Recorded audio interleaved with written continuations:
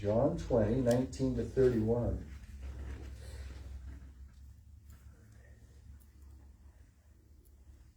John 20, 19 to 31.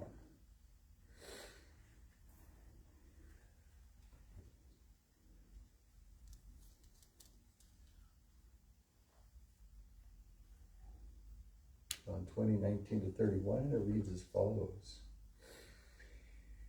On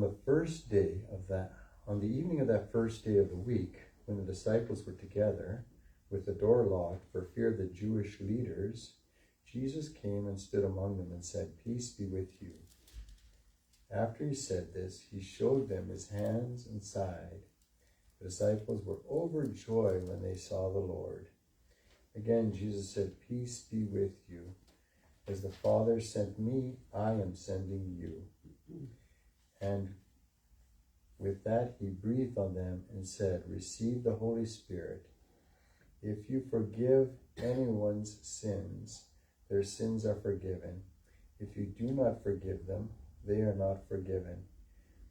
Now Thomas, also known as Didymus, one of the 12, was not with the disciples when Jesus came. So the other disciples told him, "We have seen the Lord."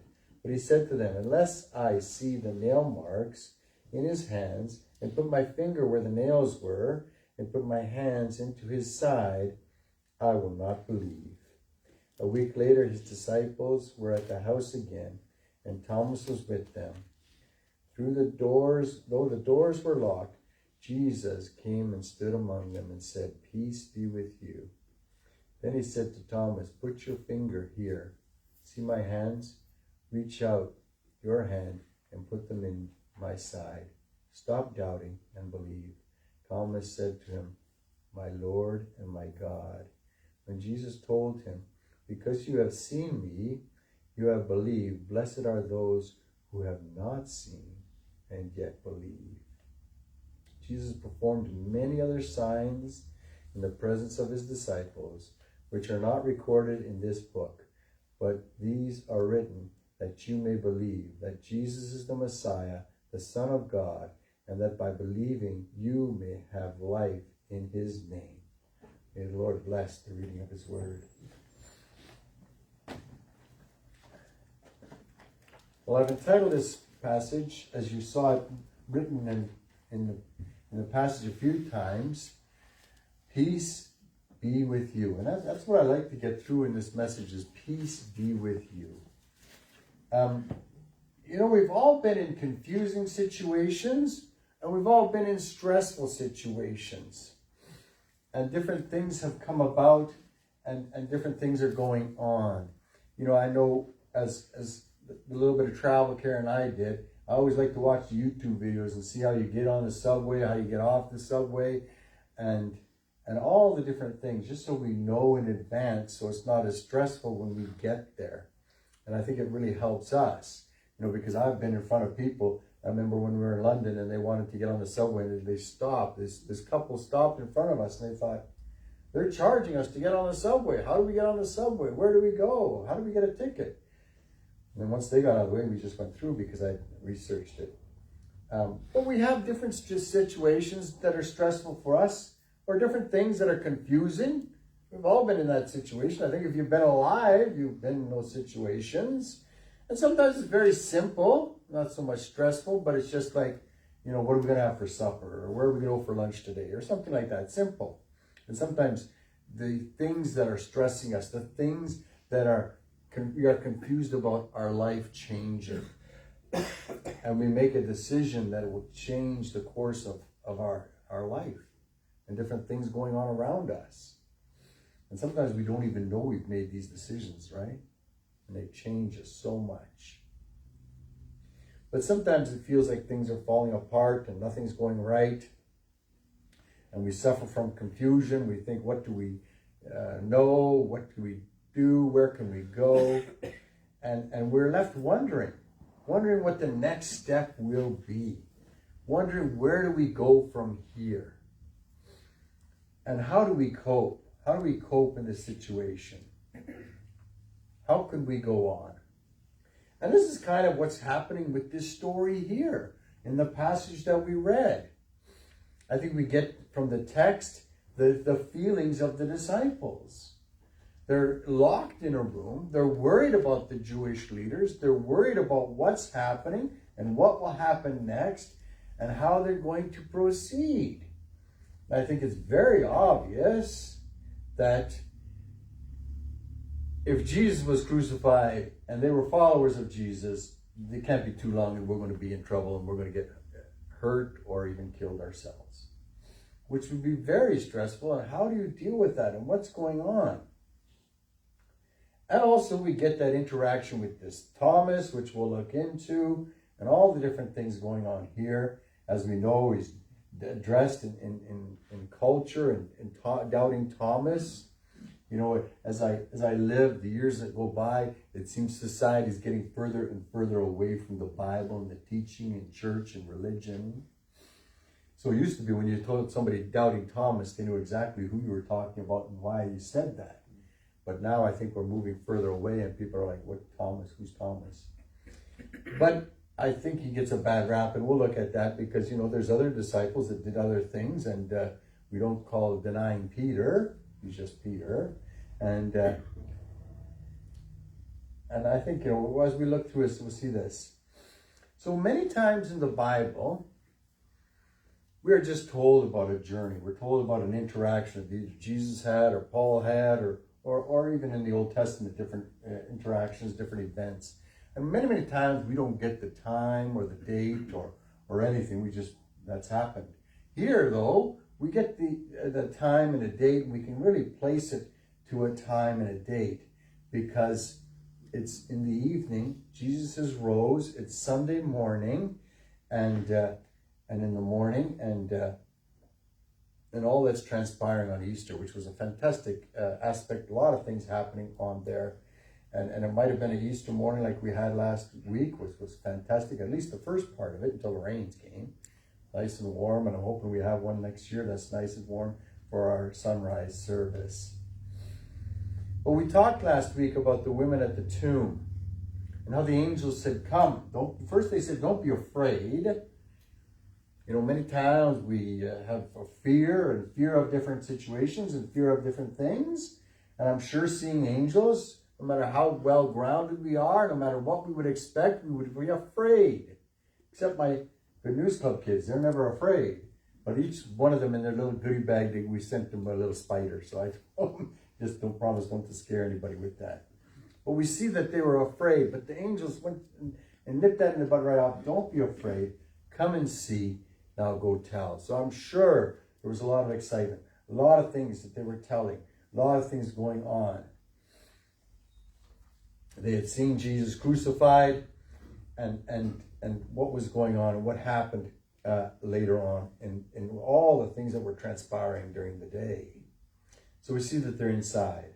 They're locked. They know Jesus has been crucified. And now they're hearing these stories of he is risen. And they think, what could be next? And how is he going to appear? And what's going on? And it's very difficult for them to process all these different thoughts. What does the future hold? And then they find out that the body's gone. It's like, did somebody steal it? Is something going on there? Are the Romans playing another trick or even doing something worse? There's the empty tomb. And they've had all this information before, but they just have not been able to put it together because Jesus told them. So I'm sure there's a lot of things going on with the disciples. Confusions, tensions, emotions. There might have been, that's not recorded, but there might have been debates back and forth, arguing back and forth. How are we going to do this? How are we going to work out? What's the next thing? Should we do this? Should we do that? How are we going to proceed? Is it safe? All the rest of that. Everything. And I'm sure, we've been in similar situations, not as dramatic as this, but I'm sure we've been in situations, as I say, that are stressful, that we're wondering, what are some of the options? How do we get through this? And it's a difficult situation that they're facing, and they're trying to work through with it. And probably weighing all the options. And then all of a sudden, Jesus appears right in the middle. He didn't knock on the door. He didn't open the door. He didn't unlock the door. He appears right in the middle, in a locked room, in the middle of all these disciples, in the height of probably their anxiety, the height of what's going to happen, height of what they're thinking of doing. And there he is. And I love what Jesus says. He doesn't worry about them so much as to what the future holds, because he knows what the future holds. He says, simply, peace be with you. What a fantastic thing to say. Jesus continues to show his love in a simple statement. Peace be with you. You know, he didn't get in there and say, look what I've done. Look at this. I've done this. Isn't this fantastic? That sounds like something I would probably say.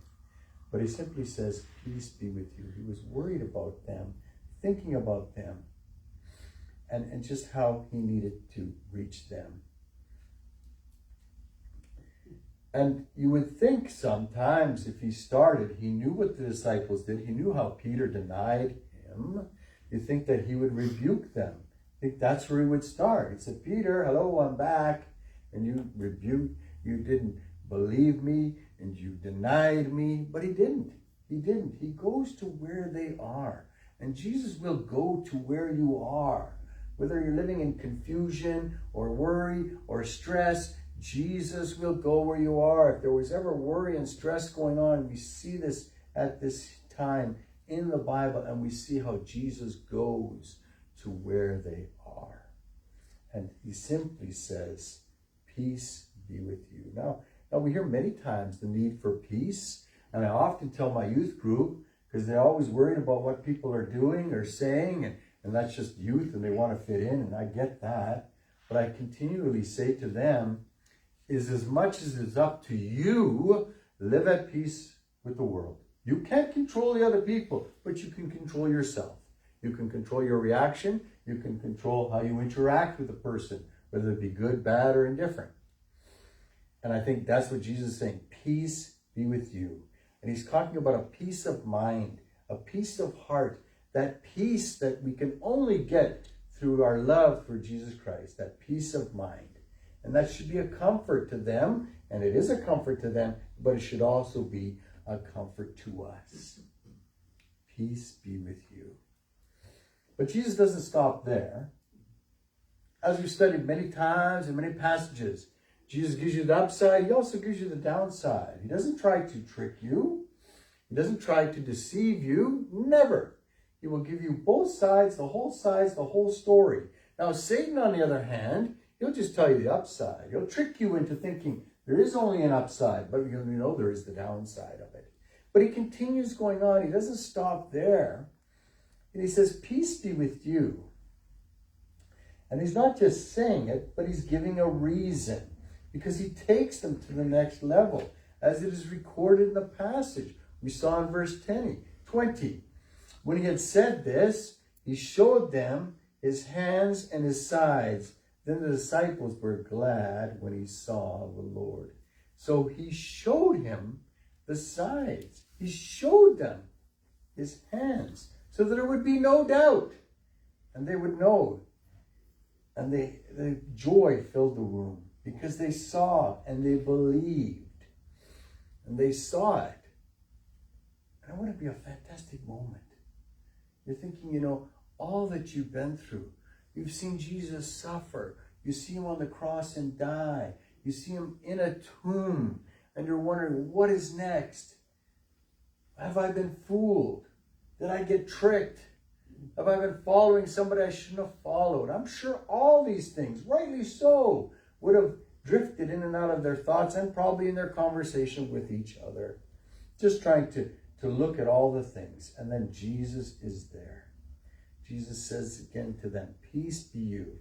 As the Father has sent me, I also send you. So he's not just here, but I am here. But he goes on, peace be with you. And I'm giving you your commission.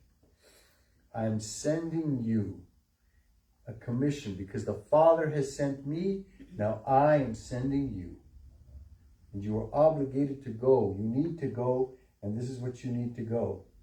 And when he had said this, he breathed on them and he said, receive the Holy Spirit.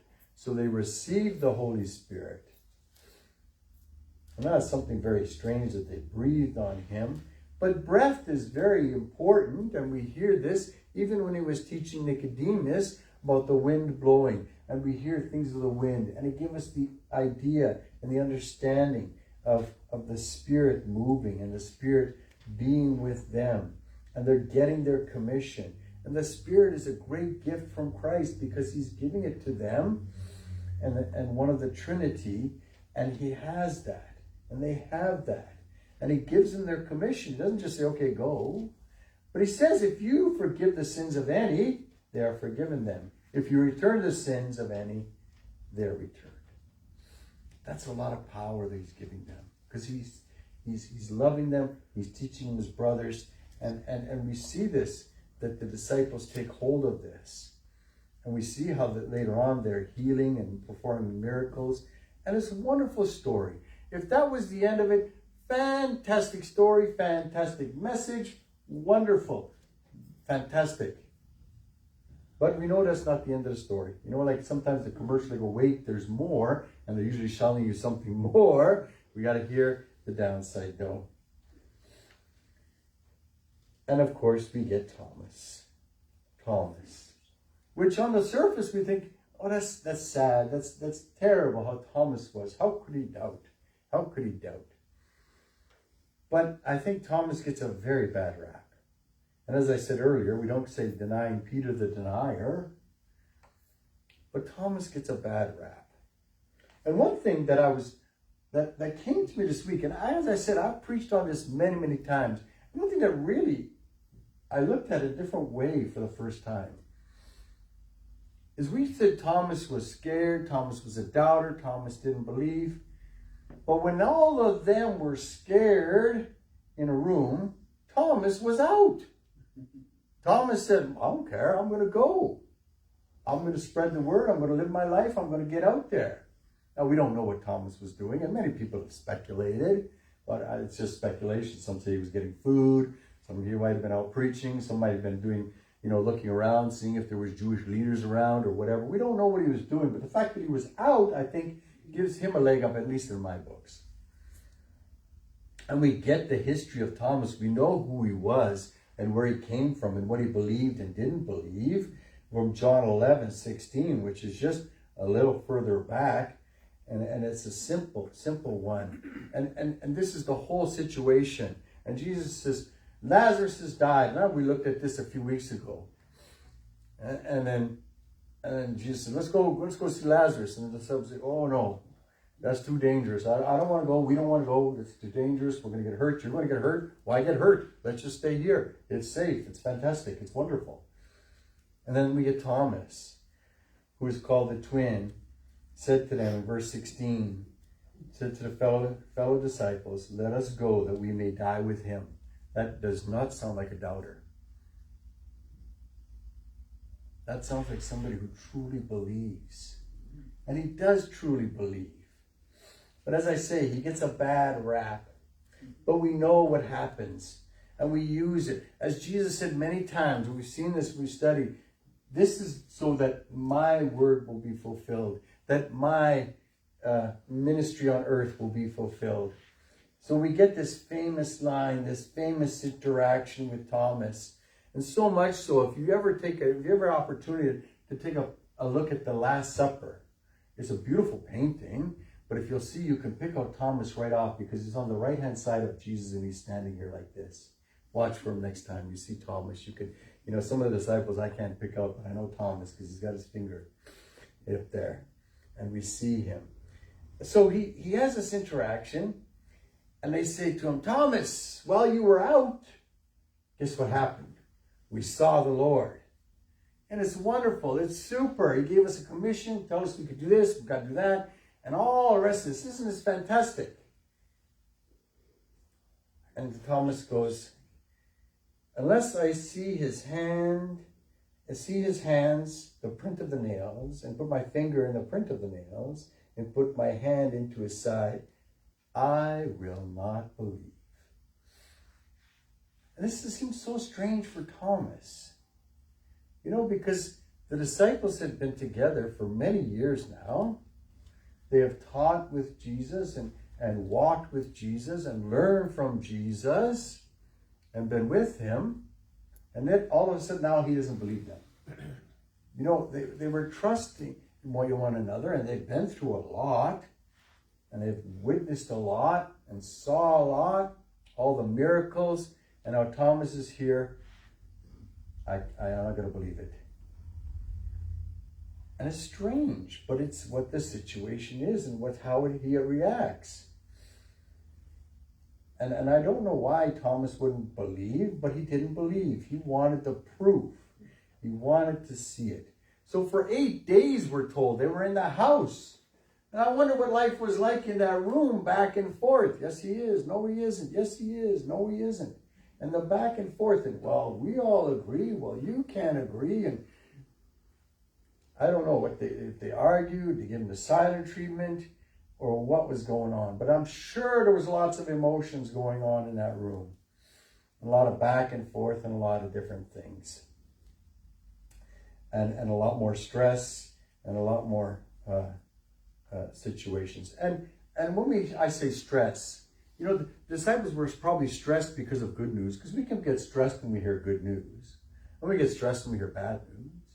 But we get so much going on and so many things happening, and everybody trying to make their way. Everybody's trying to understand. Then we have this whole situation with Thomas, who doesn't believe. He should believe. Why doesn't he believe? And he wants to see the imprints. He wants to see the imprints because he missed something so important. He missed something so important. And I was talking to Karen. I said, I got you in my sermon this Sunday. She goes, oh, what's going on here?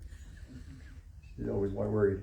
I says, you know, she used to get emails the day after class, and a student would say, hello, professor. I missed class yesterday. Did I miss anything important?